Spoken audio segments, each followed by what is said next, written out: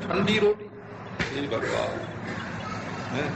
हमने तो देखा एक को थालियां उठा के, चांदी की थाली थी, और उठा के महाराज ऐसा फेंका कि वो तो बेचारी मुड़ाए के थाली जो है उसकी तो दुर्गत हो गई।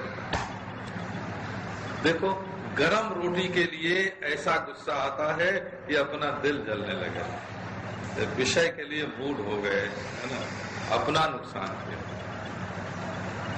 हमने अपने हाथ से अपना सिर पीटते देखा हो, दोनों हाथ से पीट, अपने बाल नोच रहे हैं देखा है ना, किचकिचा के अपने दांत दबा रहे हैं, यही।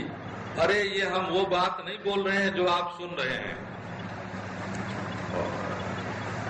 देखो ना, दुनियादारी की छोटी छोटी बात के लिए अपने दिल को खराब कर दिया। मूड इसी को बोलते हैं, रागो रूपासेन सुदुर्दमेन। राग का बड़ा भारी फंदा गले में फंस गया और इसको काट नहीं सकते, और इसके साथ फंसे हुए कहाँ जाएंगे, कहीं ये चीज हमको कहाँ मिलेगी। अरे बाबा, हम एक देखो, एक साधु की बात सुनाते हैं। वो चुनार की हंडिया रखता था। चुनार में खास तरह की हंडिया बनती है, वो जो कृष्ण के पांव से लगने पर पानी गिर जाता है, सब बर्तन खिलौने वहीं बनते हैं। बड़े बढ़िया बढ़िया खिलौने बनते हैं चुनार में, और हंडिया बनती है। तो वो हंडिया रखता था चुनार। 1 रुपया 2 रुपए में आती होगी उस समय। तो लाहौर में था, हंडिया फूट गई। हमको तो वैसी हंडिया चाहिए। वो अद्भुत का, ये हमारा अद्भुत, हमारा प्यारा अद्भुत है, अभी जिंदा है बोला। हमको तो वैसी हंडिया चाहिए। अब लाहौर से ट्रेन पर बैठ के चुनार आया, और 2 रुपए की फिर हंडिया खरीद के और फिर लाहौर लौट गया। सोचो, हजारों मील की यात्रा की। पेरिस में जाएंगे तो ये मजा आएगा, है ना। ओ हे भगवान, नारायण नारायण नारायण। ये दुनियादार लोग अपने को अकलमंद समझते हैं। बड़ी भारी अक्कल है इनकी। अपने दिल को, दिमाग को तकलीफ देना तो ये तकलीफ ही नहीं समझते हैं। पैसे पर कोई दबाव न पड़े, दिल पर भले पड़ जाए। पैसे पर कोई दबाव ना आवे, दिमाग पर भले पड़ जाए। ये अकलमंद लोग महाराज, है ना, हम लोगों को सिखाने आते हैं। क्या पूछना। अभिमान रागो रूपासेन सुदुर्दमेन। राग के फंदे से बंधे हुए भटक रहे हैं। कहीं आंख को तर करने के लिए जाते हैं, है कि नहीं, तो वहां जाने से आंख तर हो जाएगी। कहीं कान को तर करने के लिए जाते हैं, कहीं जीभ को तर करने के लिए जाते हैं। अब सब तो गर्म ही गर्म है ना। जीभ गरम, कान गरम, तो दूसरा कोई कान गरम करे तो अच्छा नहीं लगेगा, है ना। ये ठंडा करने के लिए जाते हैं, ठंडा ठंडा ठंडा। आयांति निर्यान्ति।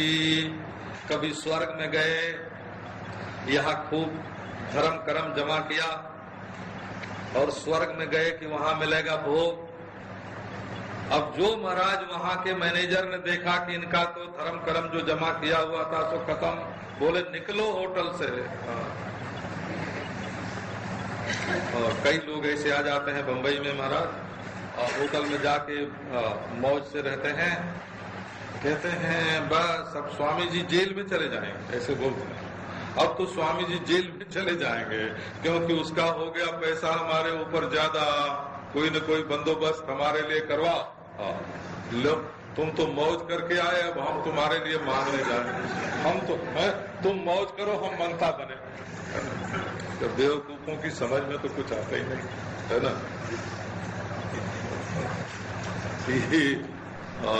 ये विषय से सुख मांगने वाले, विषय भोग से सुख मानने वाले, दुनिया में अपना पराया समझने वाले, आयांति निर्यान्ति, कभी नीचे गिरते हैं, कभी ऊपर उछलते हैं। नशे में दोनों काम होता है, कभी नशे में उछलने लगते हैं और कभी नशे में धरती में गिर जाते हैं। ये नरक और स्वर्ग दोनों नशे की चीजें हो। मन का उछलना स्वर्ग में जाना है, उसका नाम मन ही उछलता है। अपना मन ही स्वर्ग बनता है, अपना मन ही अप्सरा बनता है, अपना मन ही नंदन बन बनता है और अपना मन ही कुंभीपाक और रो नरक बनता है। आयांति निर्यान्त्यथ ऊर्ध्वमुच्चैः स्वकर्म दूतेन जवेन नीत। बोले जमराज के दूत ले जाते हैं, वे जमराज के दूत नहीं ले जाते हैं, तुम्हारे कर्म के दूत ले जाते हैं। देखो इसमें है शब्द स्वकर्म दूतेन जवेन नीता। कर्म दूत जो है वो कर्म माने कर्म तो किया और मिट गया, कर्म थोड़ी रहा। कर्म तो जिस क्षण किया जाता है उसी क्षण मिट जाता है। वो कर्म से जो मन की रूपरेखा बनती है ना, जैसे सपने में नरक हो आए, स्वर्ग हो आए। हम लोग कल एक मजहब की चर्चा कर रहे थे, है ना, तो रात को हमको सपना आ गया उसका, और कितनी नकली नकली नकली फौजी पोशाक पहने हुए, एकदम नकली फौजी पोशाक पहने हुए और बंदूक हाथ में लिए हुए, नारायण, हजारों हजारों। लोगों ने पूछा ये कौन है? वो बोले हम फौजी हैं, हम सैनिक हैं। हे भगवान, फौजी बन के लोगों को मार रहे, फौजी बन के लोगों को सता रहे। थे फौजी नहीं, वर्दी भी नकली, है ना, और बंदूक भी चुराई हुई। तो ये आदमी जो है ये कैसा? स्वकर्म दूतेन जवेन नीता शब्दादिवि पंचभिरेव पंच पंचत्वमापुः स्वगुणेन बद्धा कुरंग मातंग पतंग मीनो वृंगा नरः पंचभिरंचिता किम। अब कहते हैं कि देखो जरा अपनी हालत पर विचार करो। कुरंग मातंग पतंग मीनो वृंगा।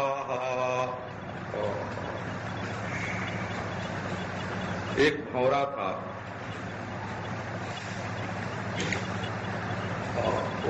गंध से अंधा हो जाता। जब किसी फूल की गंध आती, जाके कमल पर बैठा और रात हो गई, अब गंध तो छोड़े नहीं और रात हो गई, तो कमल बंद हो गया। बंद हो गया तो कैदी हो गया।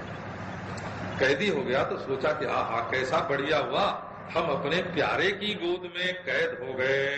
बड़ा भारी प्यार, बड़ा भारी प्यार, है ना।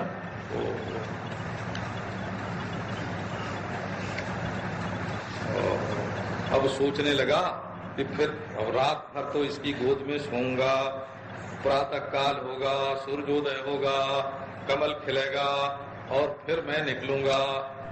रात्रिर्गमिष्यति भविष्यति सुप्रभातम भास्वानुदेश्यति हसिष्यति पंकजश्री इत्थं विचिन्तयति कोशगते द्विरेते हा हन्त हन्त नलिनीम गज उज्जहार। हाथी आया महाराज और उसने देखा कि ये कमल है, अपने सूंड से उसको उखाड़ा और उखाड़ के मुंह में डाल दिया, कुचल दिया तो भौरा राम जो उसकी गोद में रात को सो रहे थे अपने प्यारे की गोद में, वही मारा। अब मोहब्बती लोग कहेंगे कि ये भी सौभाग्य है कि वो कहीं बाहर नहीं मरा, है ना। कहीं बाहर नहीं मरा हो, अपने प्रेमी के गोद में रहते रहते मरा। तो धन्य बाबा, है ना, तुम्हारे इस सौभाग्य को धन्य है और ये तो तुम्हें ही मुबारक हो। तो है ना, हाथी मछली हो, मछली ने देखा हो क्या मांस का टुकड़ा लगा हुआ है काय में, कटिया में, है ना। वो जानते हैं ना, बंसी लगाते हैं वो पानी के किनारे। इधर रिवाज कम है, और जरा बंगाल की ओर चले जाओ तो वहां के बड़े बाबू जिनकी 5,000 10,000 आमदनी है महीने की, ऐसे बड़े बाबू लोग जो हैं वो लेके वो बांस की बंसी और कटिया लगा के और मछली लगा के किनारे पर खड़े हैं, बड़े बड़े बाबू लोग। अब मछली ने समझा कि इतने बड़े बाबू के हाथ में तो ये बांस की शाखा है ना, और उन्होंने ये न जाने कौन सा मांस का टुकड़ा लगाया होगा, प्यारा प्यारा, खाने के लिए पहुंची और मुंह में कील जो है वो अटक गई। हे भगवान! अब उसको क्या मालूम था कि ये बाबूजी है ना, और झट निकाला वो और ले गए घर। तो एक विषय, केवल गंध के कारण भौरा मारा गया, केवल स्वाद के कारण मछली मारी गई है, और केवल रूप देखने के कारण वो फतिंगे दिए में, ये परवाना बहुत पसंद करते हैं, वो क्या होता है, क्षमा परवाना। ओहो, ये परवाने लोग महाराज, ये परवाने लोग देखते हैं रूप की समा और उस पर ऐसे फिदा होते हैं कि कूद पड़ते हैं और जल जाते हैं। है ना, हाथिनी को के साथ सटता है और जाके गड्ढे में गिरता है, और हरिन आवाज सुनता है और पकड़ा जाता है। एक एक विषय में उनका प्रेम है, उनकी ये दशा होती है। और ये मनुष्य बोले नरः पंचभिरंचित किम, मनुष्य के मन में तो पांचों विषयों का स्वाद है, पांचों विषयों का स्वाद है नारायण।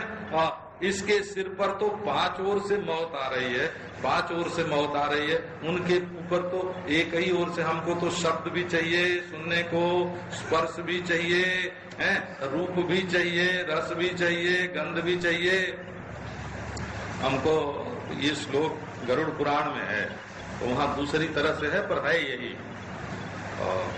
तो गरुड़ पुराण ने तो इनसे लिया नहीं होगा, इन्होंने ही गरुड़ पुराण से लिया होगा, क्योंकि वो ज्यादा पुराना है। पुरंग मातंग पतंग मीनो भृंगा हता पंचभिरेव पंचो, एक प्रमादी सकथम न हन्यते जब सेवते पंचभिरेव पंच। थोड़ा ही शब्दों का भेद है, श्लोक बिल्कुल वही का वही। तो महाराज फंस गए, 5 तरह की जाल में फंस गए। यदि अपने आप को तुम समझोगे नहीं तो दूसरा कोई तुम्हारा उद्धार नहीं करेगा। इस जाल में से निकालने वाले हो तो तुम ही अपने आप को इस जाल में से निकाल सकते हो।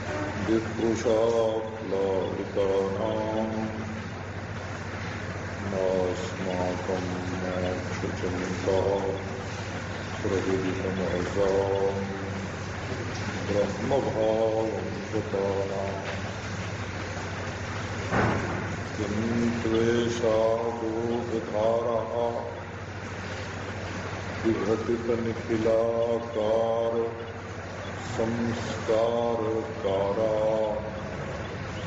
स्वच्छंदं दंत्वन्ति प्रतिपद मधुना तावनुव्यञ्जयामः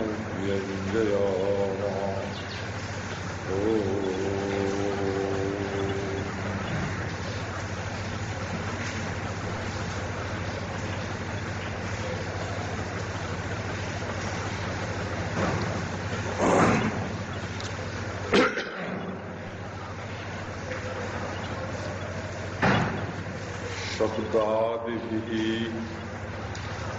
पंचभिरेव पंच पंचत्वमाहुः स्वगुणेन बद्धाः पुरंगमातंगपतंगमीना रंगा नरः पंचभिरंचितक्यम्।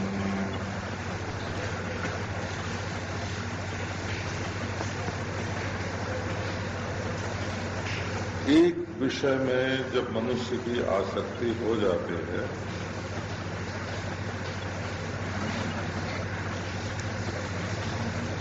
तो वही आसक्ति मरने के लिए काफी होती है।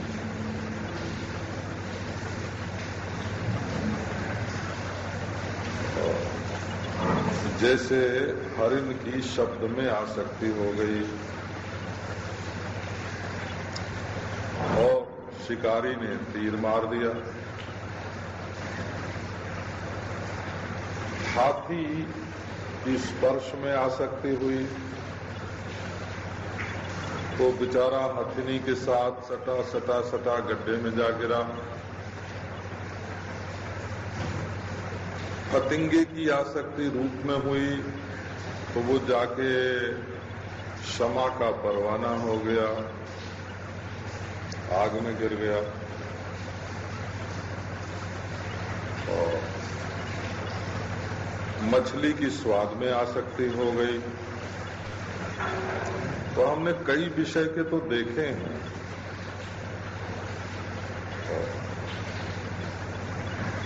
ये सब तो पशु पक्षी हैं, एक एक विषय में आसक्ति होने से बेचारे मर जाते हैं, मरना पड़ता है। हमने तो आदमी देखे हैं, एक एक विषय में आसक्ति हुई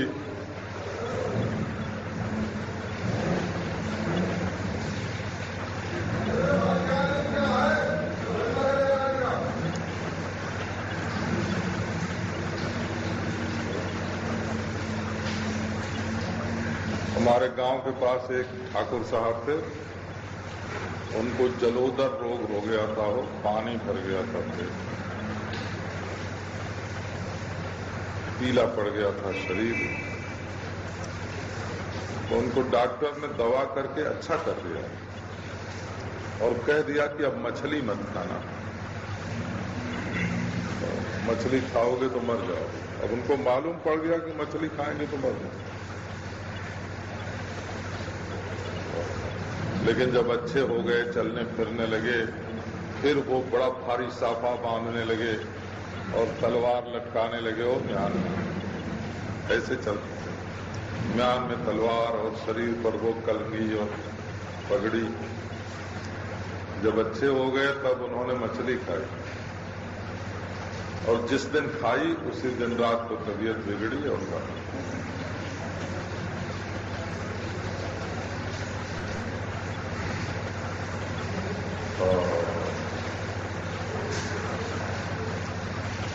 तो मालूम होने पर भी का अमुक स्त्री पुरुष का संबंध रहेगा तो लोग मार डालेंगे।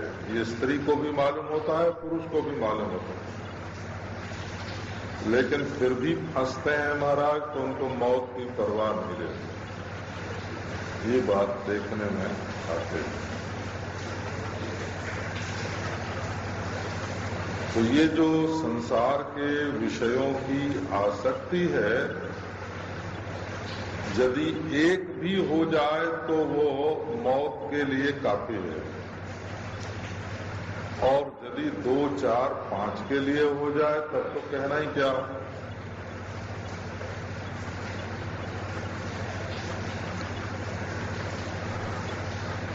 तो दोषेण तीव्रो विषयः कृष्ण सर्प विषादति विषम निहंति भोक्तारम द्रष्टारम चक्षुषाप्ययम्। यदि तुलना की जाए, तौला जाए तराजू पर,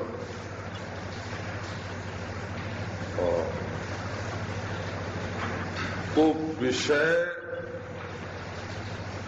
और काले सांप का विष, इन दोनों को तराजू के पलड़े पर तौला जाए, इनकी तुलनात्मक समीक्षा की जाए कि काले नाग का जहर तेज होता है मारने में, कि विषयों का नशा होता है तेज मारने में।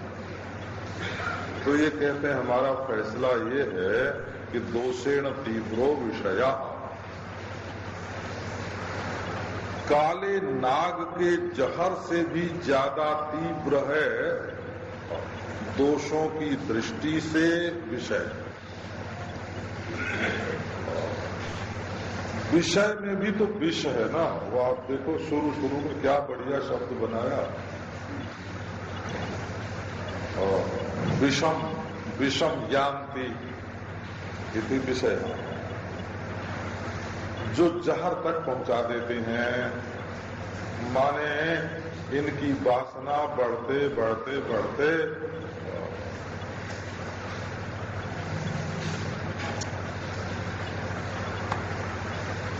एक शास्त्र में लिखा है वृद्धस्य तरुणी विषम। यदि बुढ़ा आदमी जवान औरत से ब्याह कर ले तो उसके लिए वो जहर हो जाती है। वृद्धस्य तरुणी विषम, एक नीति शास्त्र का वचन आपको सुना। वृद्धस्य वासना बड़ी प्रबल है।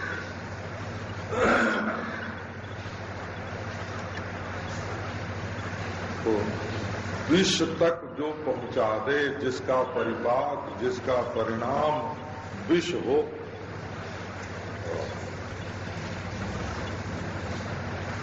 विष उसको कहते हैं कि जो बस अंत्येष्टि कर्म तक पहुंचा दे।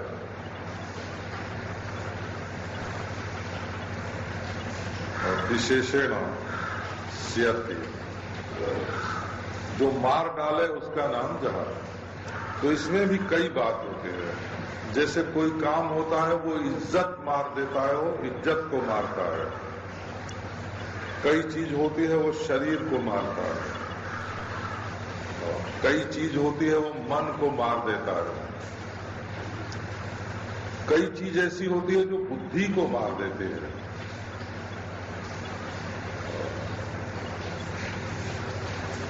तो सुख को मारने वाली चीज, बुद्धि को मारने वाली चीज, शरीर को मारने वाली चीज, अपने यश को मारने वाली चीज, लोभ से यश मरता है। ज्यादा लोभी आदमी होगा तो उसका यश नहीं बढ़ सकता। लोभ से यश मरता है।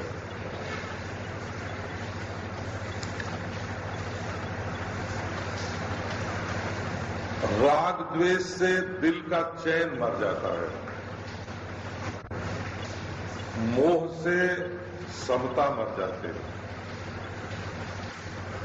ये अलग अलग चीज है। नशा से बुद्धि मर जाते हैं।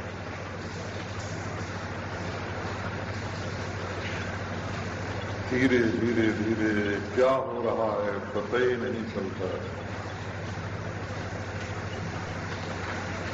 विषम निहंति भोक्तारम द्रष्टारम चक्षुषाप्ययम्।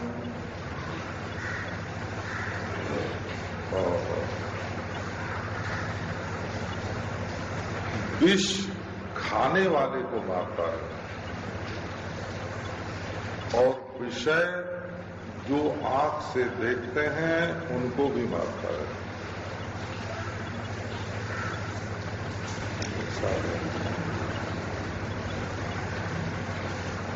ऐसे बोलते हैं कि यदि देखने में कौन सा पाप लगता है,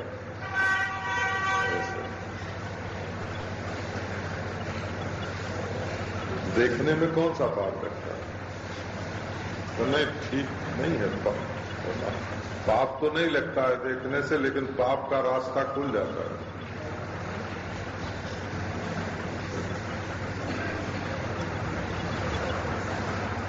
देखने से मोटर चलती नहीं, पर स्टार्ट हो जाती है।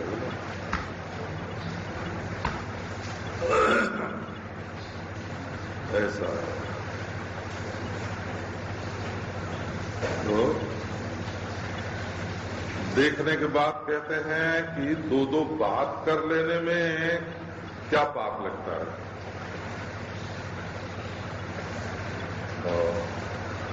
फिर बोलते हैं कि छूने में क्या पाप लगता है।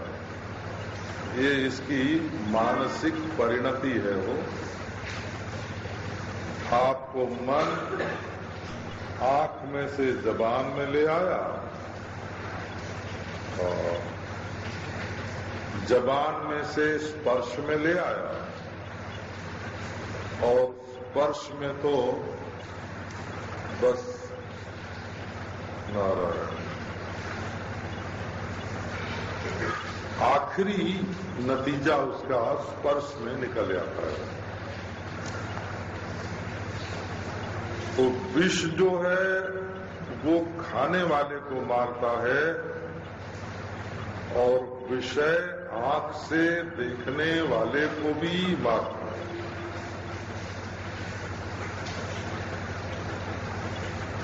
ये आंख के रास्ते कलेजे में घुसता है, कलेजे को तदाकार बनाता है।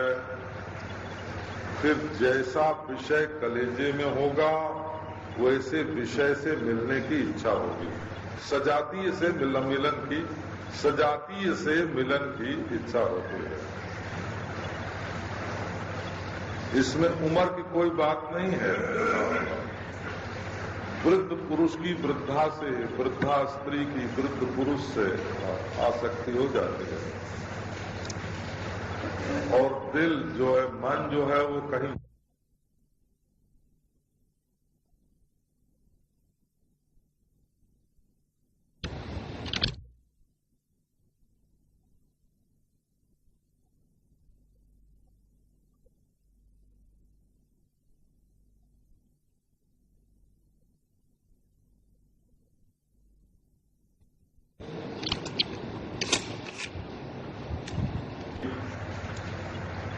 कहते हैं भाई, ये विषय की आशा का जो फंदा है बड़ा कड़ा फंदा है, और इसको छोड़ना मुश्किल है, आसान नहीं है। सुदुस त्यजा,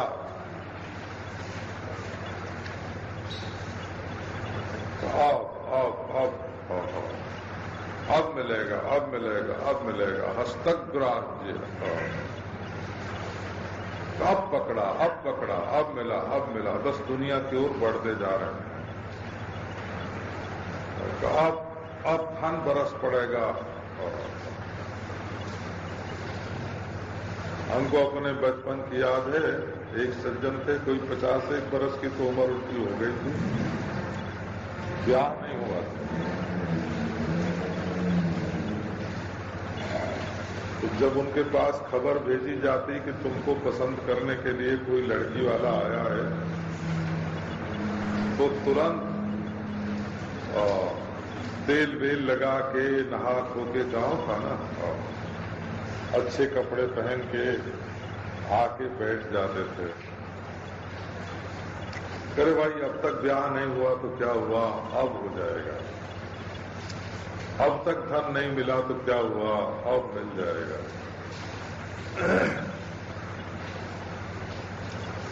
एक हमारे मित्र हैं, यहाँ रहने वाले, हमारे साथ वाले तो जानते हैं, उनकी उम्र इस समय 75 बरस की है, दिल्ली में रहते हैं, और हाथ भी कांपता है, पांव भी कांपता है। और जिस दिन कफ बढ़ जाता है ना, खांसी आती है, कफ बढ़ जाता है, तो उठ नहीं सकते उस दिन पलंग से। हमारे पास आते हैं, और वो चाहते क्या हैं वो आपको बताएं। वो चाहते हैं कि हमको कहीं से लाख रुपया मिल जाए, तो हम एक छोटी सी जमीन खरीदेंगे और उसमें बनावेंगे मकान और फिर उसमें रह के भगवान का भजन करेंगे।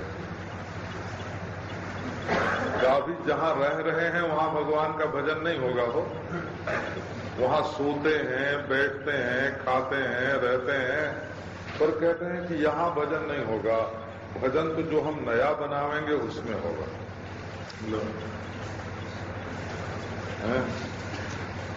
न मन गेहूं मिले है ना, न राधा नाचे, तो ऐसे बोलते हैं। और 9 मन तेल का दिया जब जलाया जाए तब राधा नाचेगी। लो तो छूट गया भजन। जहां शर्त लगी, जहां शर्त लगी कि जब ऐसी परिस्थिति होगी तब हम भजन करेंगे, तो आज की परिस्थिति में अगर भजन आप नहीं कर सकते तो कभी नहीं कर सकते। भजन मन से होता है, परिस्थिति से नहीं होता। अगर आपकी भक्ति करने में रुचि है तो आप चलिए, रास्ते में हो, नरीमान पॉइंट पे हो, और मन में सोचिए कि हम भगवान का दर्शन करने जा रहे हैं, शायद रास्ते में भगवान मिल जाए। आप बस में बैठिए, मोटर में बैठिए और भगवान का नाम लेते चले। जब नींद नहीं आवे तो भगवान के नाम का जप कीजिए। कुछ लिखना पढ़ना हो, हर लाइन के शुरू में एक बार कृष्ण बोल दीजिए।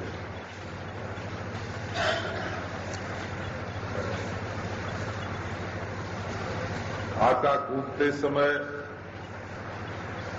राम का नाम ले सकते हैं, लोई बनाते समय राम का नाम ले सकते हैं, रोटी बेलते समय राम का नाम ले सकते हैं, झाड़ू लगाते समय राम का नाम ले सकते हैं। चलने में जो पांव की थमक होती है ना, उसमें कृष्ण कृष्ण बोलते हैं। पर दिमाग आपका जो है वो तो अपने पास है ही नहीं। आप देखना कितनी देर तक आपका मन आपके शरीर के भीतर रहता है। कभी गौर से देखिए ना। कहो हम 5 मिनट कथा बंद करते हैं।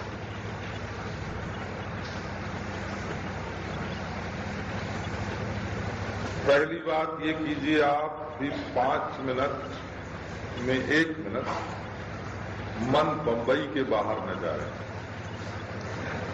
और दूसरे मिनट में ये कीजिए कि मेरिन ड्राइव के बाहर न जाए,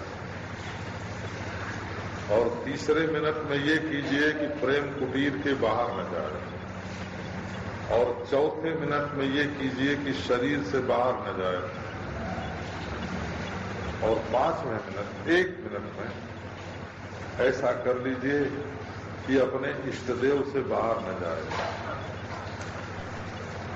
ये योगाभ्यास है, इसका नाम योगाभ्यास है। इसको योग की भाषा में धारणा बोला जाएगा। धारणा, देशबंधस चित्तस्य धारणा। अपने चित्त को स्थान के घेरे में लाते लाते हृदय कमल में स्थिर कर देना। भौरा उड़ता हुआ आया बंबई से बाहर बंबई में, और बंबई में बाहर से बंबई में, बंबई से मेरिन ड्राइव में, मेरिन ड्राइव से प्रेम कुटी में, प्रेम कुटी से शरीर में, और शरीर से हृदय कमल में है। वो जो छलकता हुआ भगवत रस है, और उसका आस्वादन करने लगा। इसका नाम धारणा होता है। बोला योग की भाषा में इसको धारणा बोलते हैं। 1 मिनट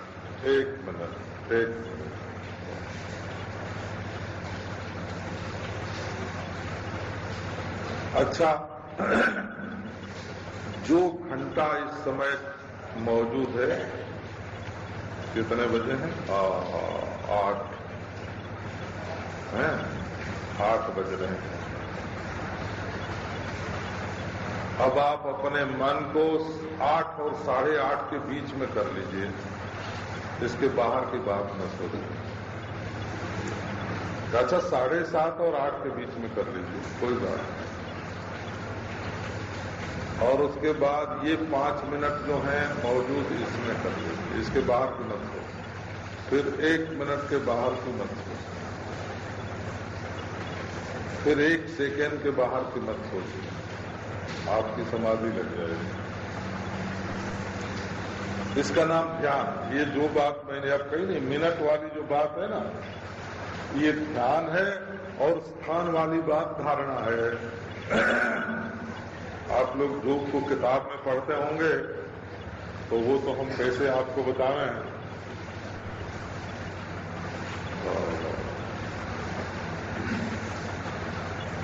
अच्छा, आप लोग ध्यान तो करते होंगे घंटे 2 घंटे। आप अपने इष्ट देव के आकार को 5 मिनट देखिए। आप कहते हैं हम 2 घंटा ध्यान करते हैं, तो हम उसकी पोल पट्टी जानते हैं बोला।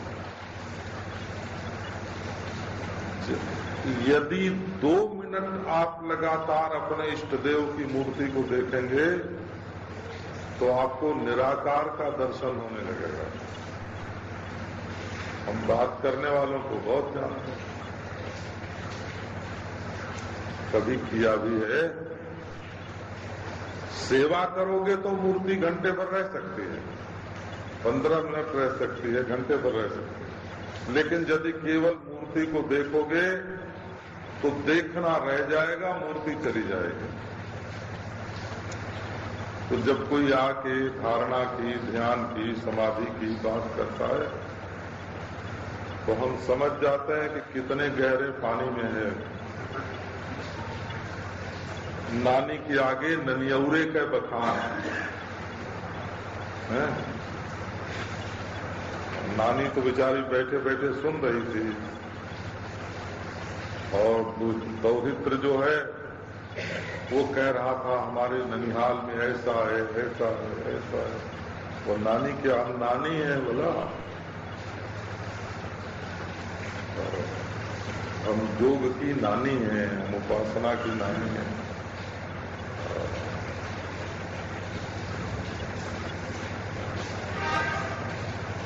नानी के आगे ननियौरे के बखान, हमारे सामने ढोंग थोड़े चलेगा।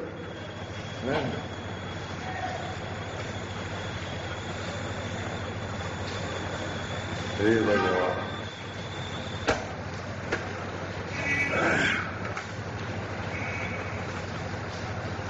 आप कभी ध्यान दीजिए इस बात पर, आप जो धर्म का काम करते हैं उससे आपके अंतःकरण में भावना पैदा होती है। धर्म गहरा फल देता है। बिल्कुल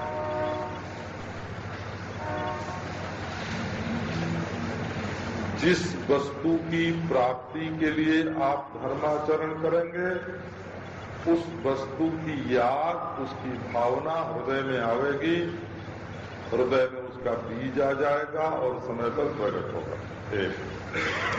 यदि आप निष्काम भाव से धर्माचरण करेंगे तो आपका अंतःकरण शुद्ध हो जाएगा। शुद्ध होना माने उसमें काम का वेग, क्रोध का वेग, लोभ का वेग कम हो जाएगा। जब तक बेईमानी, चोरी करने का वेग है, तब तक धर्म का प्रभाव नहीं आया हो। जब तक पक्षपात करने का वेग है, तब तक धर्म का प्रभाव नहीं आया। जब तक हिंसा करने का वेग है, तब तक धर्म का प्रभाव नहीं आया। वो तो धर्म नहीं है, श्रम है। और जब हृदय में भावना का उदय हुआ तो धर्म सफल हुआ, चाहे निष्काम हो चाहे सकाम। अच्छा, अब दूसरी बात सुनो। धर्म इकहरा फल देता है, अंतःकरण की शुद्धि या फलाकार बीज का आधार, पर उपासना उससे बड़ा फल देती है। ये पंडित लोग इस बात को नहीं जानते हैं ना। ये जो पोथी के पंडित होते हैं ना, उनको ये बात मालूम है। उपासना में एक तो ईश्वर के स्वरूप का ज्ञान होगा और एक अपना अंतःकरण शुद्ध होगा। यदि आप ईश्वर की उपासना करोगे ईश्वर बुद्धि से, बोले कृष्ण ईश्वर है, तो ईश्वर कैसा होता है कि सृष्टि बनाता है, स्थिति करता है, प्रलय करता है, अंतर्यामी होता है। कौन है कि कृष्ण है। लोग तो कृष्ण का सहारा लेने पर एक तो ईश्वरत्व के जो लक्षण हैं उनकी पहचान होती जाएगी और अपना अंतःकरण शुद्ध होगा। उपासना दोनों काम करें।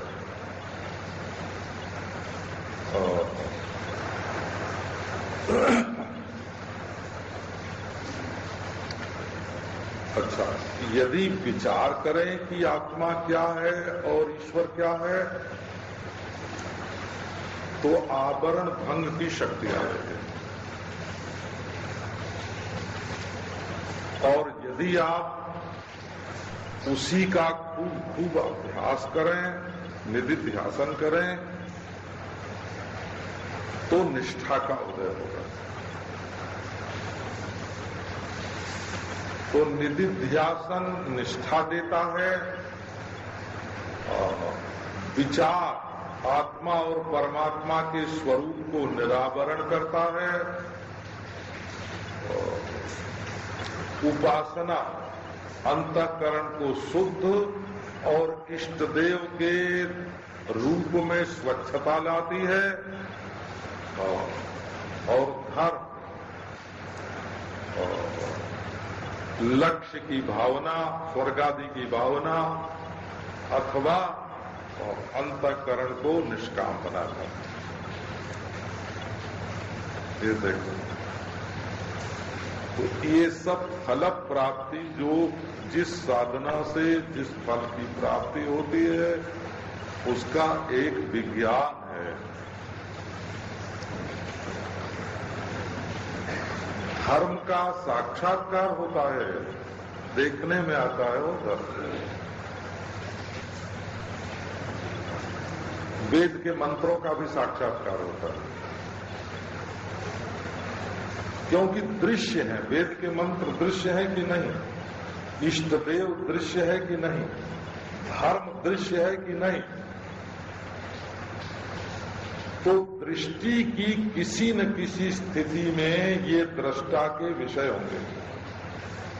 पूर्व कल्प के होंगे तब भी होंगे, इस कल्प के होंगे तब भी होंगे, ध्यान के होंगे तब भी होंगे।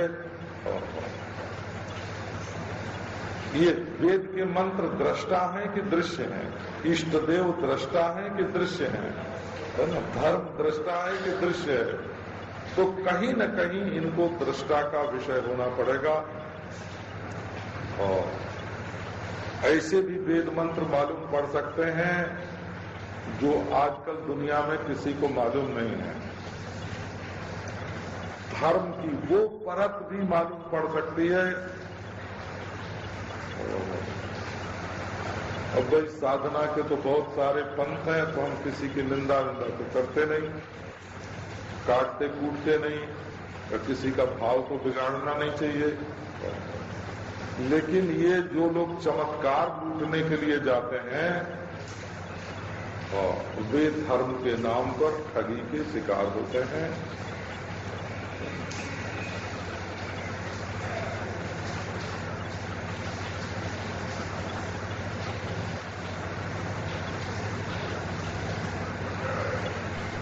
एक सेठानी जी बहुत अटबक कर रही थी वो, उनके ऊपर देवी जी आ गई थी। सेठानी जी के सिर पर आई देवी जी, तो आया ओझा उनको झाड़ने के लिए, बोला सब लोग हट जाएं। जब सब लोग हट गए तो उसने पूछा कि सेठानी बात क्या है असल में? तो बोले ये है कि सेठ जी से 50,000 रुपया लेना है और कुछ नहीं, बस। और 50,000 रुपया लेने के लिए सिर पे देवी जी आ गई।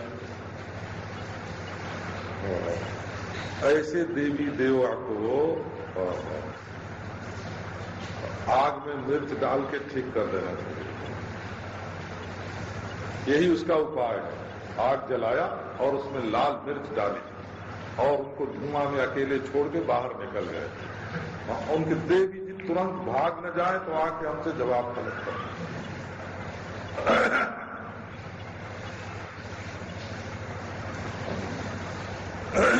ये जो लोग चमत्कार लूटने के लिए जाते हैं महाराज, बधना का पानी पीने जाते हैं, हमको मालूम है वो मुसलमानों का बधना होता है ना, कब इस बधने का हम पानी पिएंगे तो हम ठीक हो जाएंगे। अगर तुम्हारे जो पवित्रता संबंधी नियम है वो भ्रष्ट हो जाएंगे और तो कुछ चमत्कार होने वाला नहीं दिखता। बहुत आनंद से, शांति से, ईश्वर अगर अपने भीतर नहीं है तो कहीं नहीं है। ईश्वर का लोक, ईश्वर का निवास, ईश्वर का स्थान अपने भीतर। तो ये जो विषय की आशा है ना, हमको ये मिले, हमको ये मिले, शंकराचार्य ने क्या बढ़िया कहा है।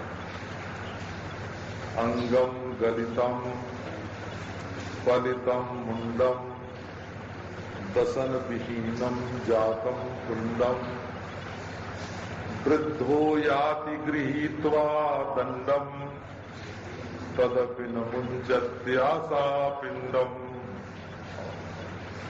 वाह,